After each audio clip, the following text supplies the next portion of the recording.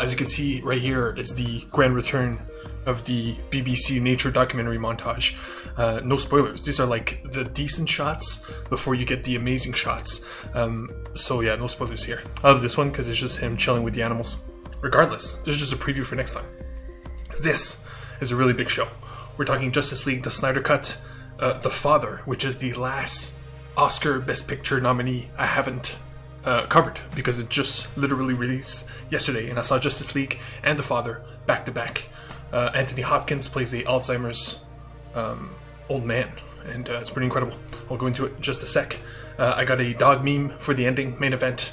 I got a dog who is high on drugs. Yeah, that's it. That's the only tease you need. And also, we're going to keep it 100. I got to show you some recent fails I've done. Some of them are funny, some of them are like, not my fault, but I just want to put the record straight. I got receipts, and that's funny stuff. So that's pretty much the show. Might be a long one, might be a short one. It depends. I got a lot more to say about Justice League than I thought. Of course, we won't go into spoilers. But first, and by the way, this is it for the nature documentary. We say goodbye until tomorrow, because this is all about the few new shots that I have added are from Life, except this, what? Yakuza snuck in there at the end. It's from Life in Color. Life in Color is his latest nature documentary. Usually we get 1 or 2 per year. And not only have we had 2 this year, but we had 2 in like a span of a month and a half. It blew my mind. So this is the second one after Perfect Planet, which we covered and was fantastic, gave it a 10. But as you can see, only 3 episodes. And this is like my favorites, because A Perfect Planet is more general in terms of like it goes through the environment of the planet and you get a bunch of different colors. But this, because it's Life in Color, we're dealing with bioluminescence, we're dealing with crazy colors, crazy birds, and I mean, we're dealing with creatures that are extremely exotic and beautiful to look at. So I will cover that either tomorrow or after tomorrow. But let me tell you, very excited, especially for the montage, because that thing is already a thing of beauty and we'll just keep adding on to it. But without further ado, let's talk about The Father. The Father is fantastic. It is the highest rated Best Picture nominee at 8.1 out of 10. The other one is Sound of Metal, which is my favorite film of the year, at 7.8, right? So it's like a big bump, but we'll see if it goes down because, relatively speaking, not many people have seen this one. And I won't even show you images or trailers or nothing because it's extremely simple. By the way, I give it a 9 out of 10. It's fantastic. It's incredibly incredible. To the point where it's as good as, you know, all the others. So this is like must see, because this, it's crazy because it relates to Taxi Driver, which I also saw recently, showcases Alzheimer's through visual means. It is cinematically presented. It's crazy because it has horror vibes. Like, it only has 2 types of music: classical music, which he listens to, and straight up horror music. Because this is truly, you follow his perspective, you follow Anthony Hopkins as he's literally losing his, not only his memories, but his mind. You know, it's a very scary disease, and I have never seen it portrayed so well. Again, visually speaking. I'm not even talking about his acting, because his acting, yes, is incredible, but I'm talking visually and cinematically. That's why it's nominated, that's why it's so highly rated, and that's why it's must-see, because you will understand fully what that does to a person. And it's scary stuff. Like it's stuff of nightmares. And again, I like the horror vibes. Anthony Hopkins, while incredible and while of course deserving of Best Actor nomination, I would not say he was better than Chadwick or Riz Ahmed, which was my favorite. So for that, he's in a 3rd place, which also makes the fight more exciting, because I still have to see The Five Bloods, which Chadwick is in, and I still have to see Mogul Mowgli, which is the deepest of cuts. Like, no one has seen or heard of this film except for me, because I like found it. I got lucky, and Riz Ahmed is in that one. So like, after those 2, then for sure we will know. But one thing's for sure, Anthony Hopkins, tight 3rd place. I cannot recommend The Father enough. Let's get into the meat of it, man. See, this is the dog I was teasing earlier. Let's get into Justice League. Now, all I got is pictures for you, for spoiler reasons. I'm pretty sure like it's the most dangerous thing would be to play with the film itself, because that thing would get shut down right away. So all I got is pictures. But it showcases, it's crazy, because when I was talking about the Oscars and we were breaking down every single category, Best Cinematography was the only category I was literally like, no one should win this, because no one this year blew me away or anybody away with cinematography, except, and now surprisingly, for Justice League is the most beautiful film I've seen this year. And that's what's crazy, because the story lets it down. Of course, it's a gigantic epic. It's a 4-hour film, right?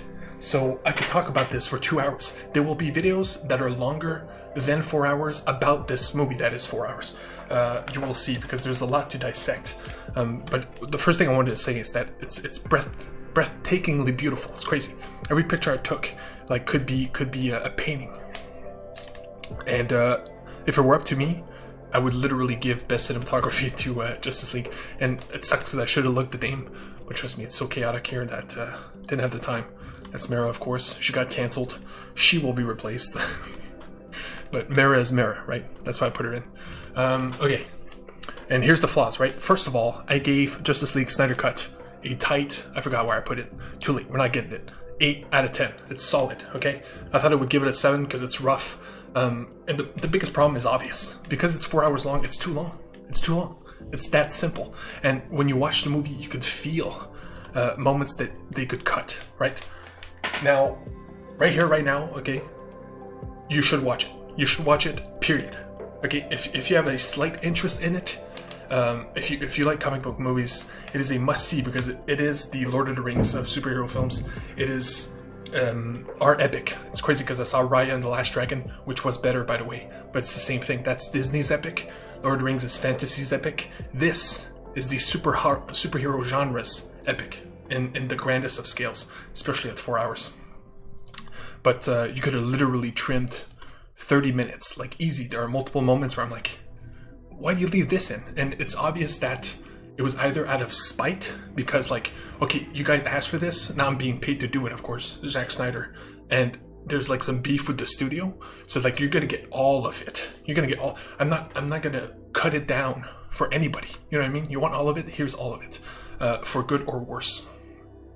And there's a tight 3 hour and 20 minute film in here that could have been a 9 or even a 10. You know what I mean? But I think because of there's a lot of bullshit involved, and I think most of it does fall on Zack, because he made the final decisions. You know what I mean? He added an epilogue that is like half an hour long. Let's just say he made choices. By the way, all the images I'm showing you from the first 20 minutes, no spoilers, except for a few shots where I needed the heroes. So yeah, I would highly recommend it, because it's just because of its scale, you know. You gotta respect it, right? So it's the most beautiful film, right? It's the most epic superhero film in terms of literally the word epic. But the problems show.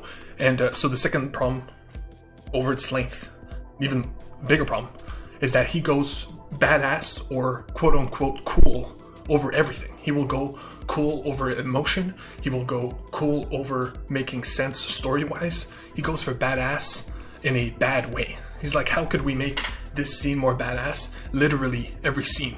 It's probably the most try-hard movie I have ever seen. Like, it's pretty crazy how much, like, that's why I'm saying it's the most beautiful. Every shot has to be perfect. He could not accept a shot not be perfect, right? Like this one, or any of these shots. This one I just put in because I love I love William Dafoe, and it's just like, dude, they got William Dafoe. But yeah, so that's a big problem. You know what I mean? Like, if you try hard to be cool 100% of the time, the most you can do is 60, right? So the rest kind of fails. Hero wise, we'll do it quick because I don't want to like be on here forever. Batman's incredible. This picture, I took it like because this is the best. One of the best things of the entire film is the relationship between Bruce and Alfred. Bruce is old as hell. Look at him. He's like turning gray. It's not his fault, but it's Ben Affleck being old. You know what I mean? He could have dyed his hair, I guess. But they made a conscious decision to make this Batman a like 45-year-old Batman. Meaning, Alfred is done taking his shit. Alfred has fixed his wounds and has taken care of him and has been his backbone. Like he's like the guy at the other end of the walkie-talkie. You know what I mean? Helping him out. For years, for like at least a decade, right? So no more shit, man. Alfred can say whatever the hell he wants. He will cook for Bruce. He will take care of Bruce. He will heal Bruce. But now he gets the bus Bruce's balls big time. Every single scene they are in, it's just Alfred insulting Batman. It's I love it. I love it so much, and it's only possible because both of them are so old. Great decision they made, and this was all about Batman. This is again the beginning, no spoilers, about him recruiting the Justice League. Like that's the entire premise of the beginning, is him going like the four corners of the world, trying to get these super beings, right? So Batman, very strong. The strongest by far, and this is crazy in retrospect, is Cyborg. Cyborg, Ray Fisher, the actor playing Cyborg, was right. He is rife with controversy right now because he went against the studio accusing them of being racist.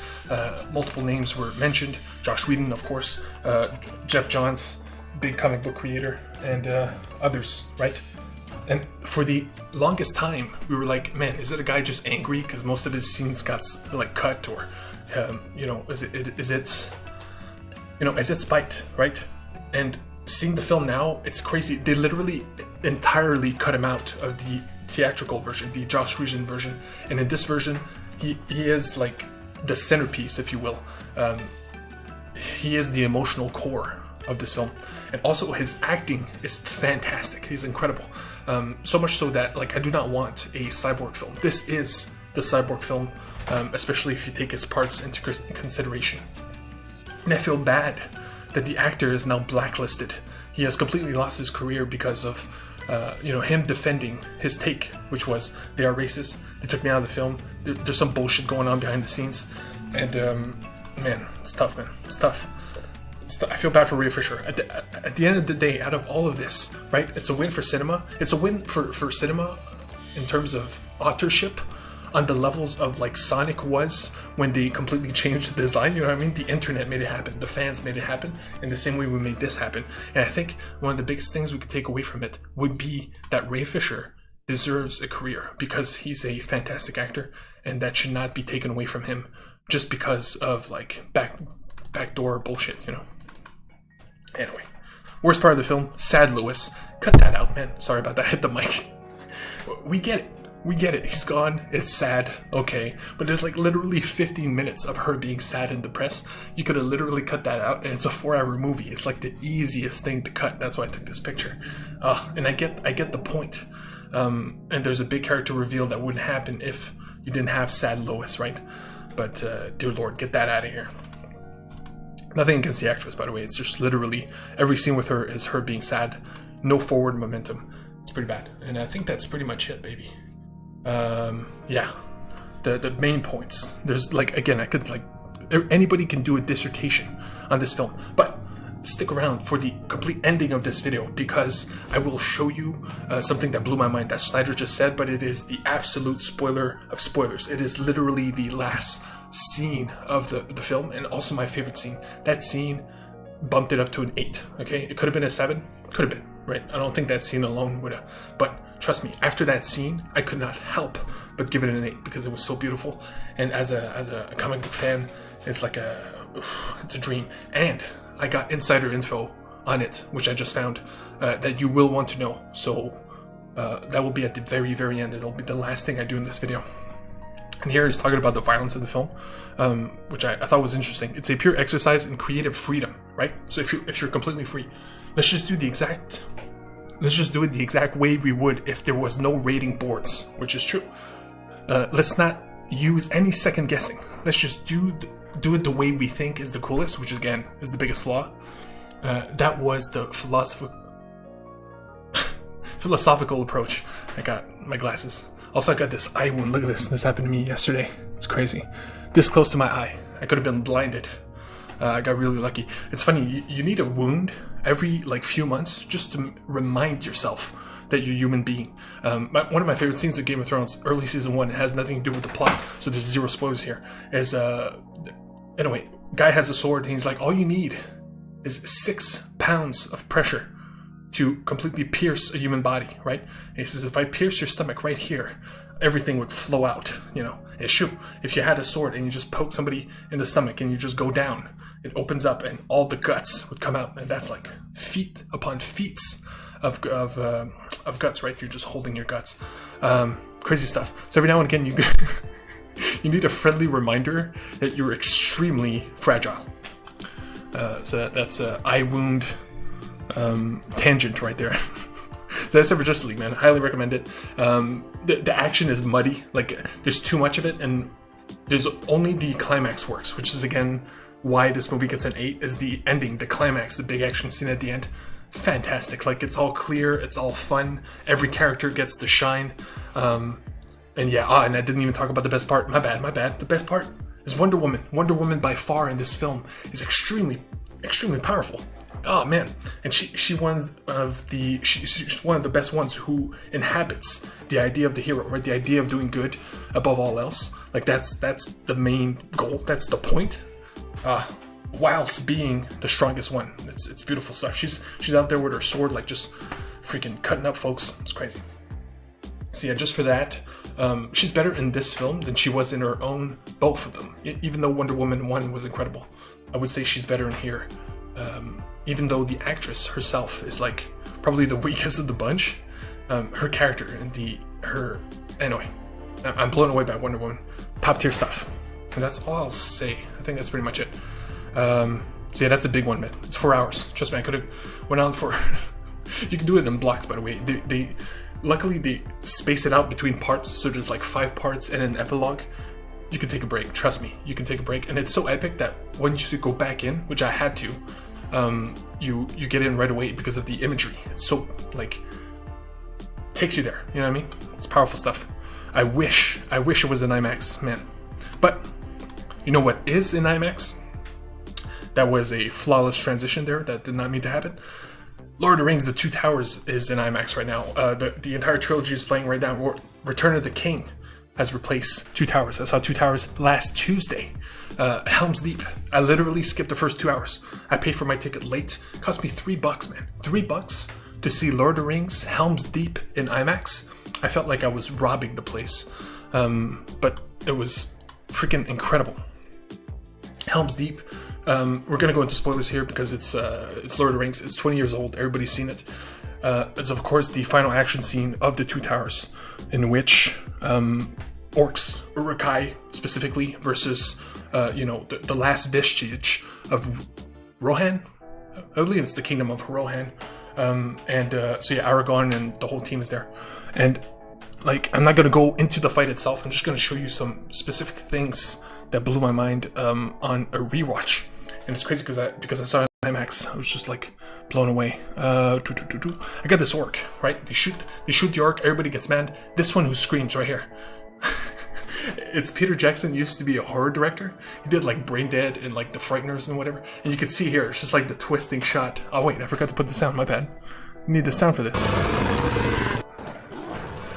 Okay, wait. Got it. It's too good. It's too good. So I love this shot of this orc. He sets the tone, you know what I mean? He's the one who like gives you fear. I believe they like cut to kids' heads afterwards because they're all scared and like, are we gonna die? You know, good stuff. Also, when the second character, when all the elves arrive, right? They have backup. The elves arrive, and you got this friend that you meet that you never knew. Anyway, he dies, and when he dies, this is one of the most artistic shots of the entire film. He gets hit, right? He knows he's dying, but he's like in a daze, and this is what he sees: a sea of corpses. Orc on human, human on orc. Some of them are dead. Some of them are like, flapping in the background. Again, the way the spinning blew away, because he is going to be one of them in 2 seconds. That's what he's seeing. He is seeing what he's going to be, which is just a dead meat sack on the floor. Friends among friends, enemies among enemies, all together in one big pile. That's it. That's all you are. It's your destiny. That's war. It's crazy. It's beautifully artistic. It's a small shot. It's a small thing. But I thought it was beautiful and really encapsulates what they're fighting for, right? They're fighting so that doesn't have to happen. There doesn't need to be war. War is like the worst thing, right? Preaching to the choir. And finally, I want to do a good meme video. I had this idea when I was watching the film. I was like, dude, this is going to be a good meme video. This is going to be the best meme video, right? Because it's the scene where the ants, like he comes back to, they trick him into walking a separate way. And he goes and he realizes that Sauron cut all his friends. Like that was all his friends. He's like, I knew these people, right? Very upsetting. and he screams of anguish, which is also a call to the other trees. In IMAX, you could literally feel his anguish in your chest because of the volume of the room. But also, there's this Mulan scene, right? One of my favorites of all time as well. It's like, the tonal shift. This is one of the biggest tonal shifts in the history of film. Not just Disney or anything. A girl worth massacre. Like literal village of kids burned to death, you know? In a Disney film, right after a song about boys being thirsty. It's crazy, right? So I'm like, dude, I gotta put these two things together. It's too good. It's too good. And I created, because I love dark humor, I created like a dark meme that is too dark to be funny. So I'm showing it to you here, but trust me, this will be the only time I ever show it. Oh, wait. Okay. I got two versions too. Man, to me, this is the best, but I know it's too dark.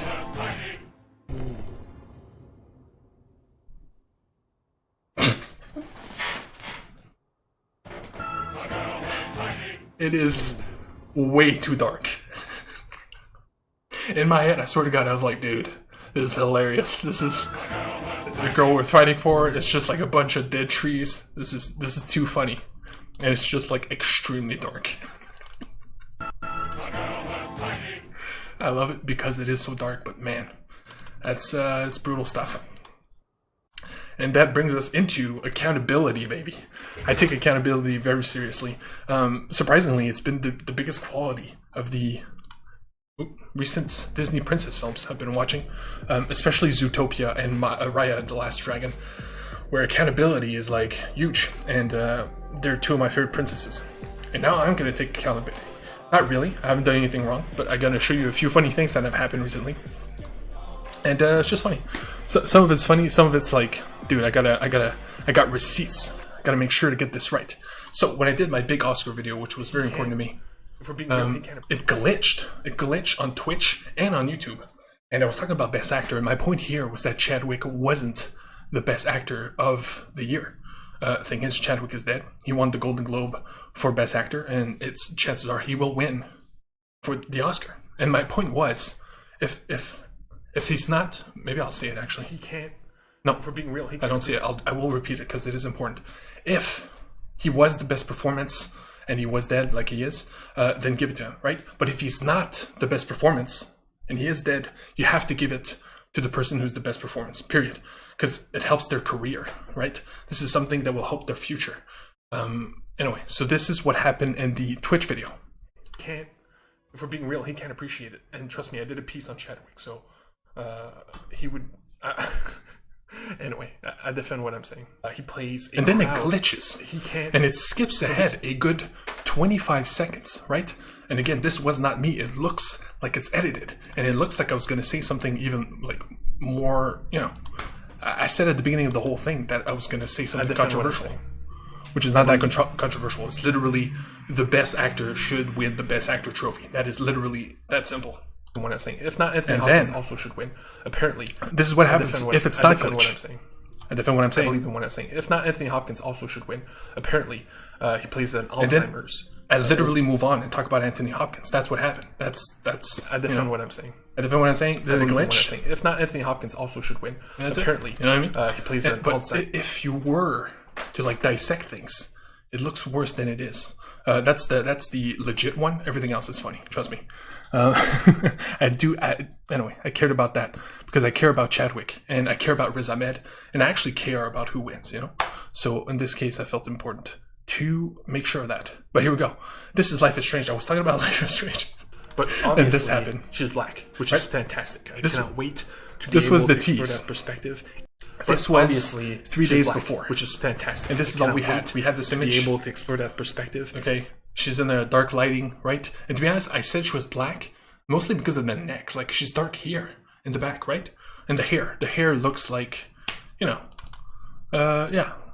Again, I'm defending what I'm saying. And then, this could be Life is Strange. This was the live stream itself, where they were going to announce Life is Strange. And I literally started the whole thing. This is the beginning of the stream. The first 15 seconds, I say this. This could be Life is Strange. We know it's a black woman. This planet was supposed to... This could be Life is Strange. This one makes me laugh. Okay, we will come back to this one because of how certain I am. Okay, and then here we go. Welcome to Haven. That's the protagonist. This is pretty sweet. Yeah, but she's not black. I'm glad you two met. Is this dude my best friend? I know it's weird, right? We're watching myself. Oh shit, I just realized that my camera is on the camera This of planet was the... supposed Okay, wait, I'll do it here. Welcome to Haven. Like this. place is pretty sweet. Shit, yeah, but she's not black. I'm glad you two met. Is this dude my best friend? And it's funny because she's half Asian, half white, right? And to be honest, I talk about like that's cool. But I was so certain. I was so certain. Obviously, she's black, which is fantastic. I cannot wait to be. I just love how sure I was. Life is Strange. Especially here. It's a black woman. This We know. planet was We supposed- know. This could be like. We know it's a black woman. And no, Welcome it's to her. Haven. This place is pretty sweet. Yeah, but she's not black. And then it's just me realizing that. Met. Is this dude my best friend? Oh man. Anyway, I just love that. That makes me laugh so much. That's the kind of humor that is perfectly okay, but it is racially driven, but it's perfectly okay because it's everybody made that guess probably. I hope, and so yeah. I think that's it. And finally, we got a dog high on drugs. Let me just make sure I got everything here. Yeah, we did it. We did it. Here we go. Man, tight time too. Pretty proud of it. Okay, here we go.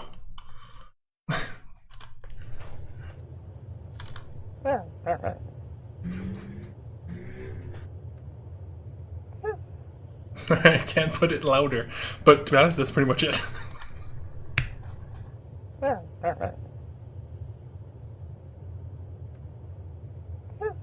He's like completely gone, poor dude. Like, wait. I've never seen a dog bark like that. It's one for the ages. Okay, so that's it. Okay, more anime, more fun stuff. I gotta watch Shaun the Sheep Farmageddon soon. Like it got nominated for a reason. So again, movie season is not over. Anime season, of course, it's all about March, right? Anime month. And other small things. So we'll see. But tomorrow for sure I will do a Life in Color. If only to bring back the nature documentary montage. And I'm guessing that episode will be extremely short because that'll be pretty much all I gotta talk about. But it's worth talking about. Trust me. Also the peacock. Yeah, but any idea how cool a peacock is? I'll tell you all about it tomorrow. So until next time, I love you guys. Watch The Father. Watch both. Back to back. Be like one of the only few people on Earth have watched the most geeky thing possible. That is a gigantic chunk of time and a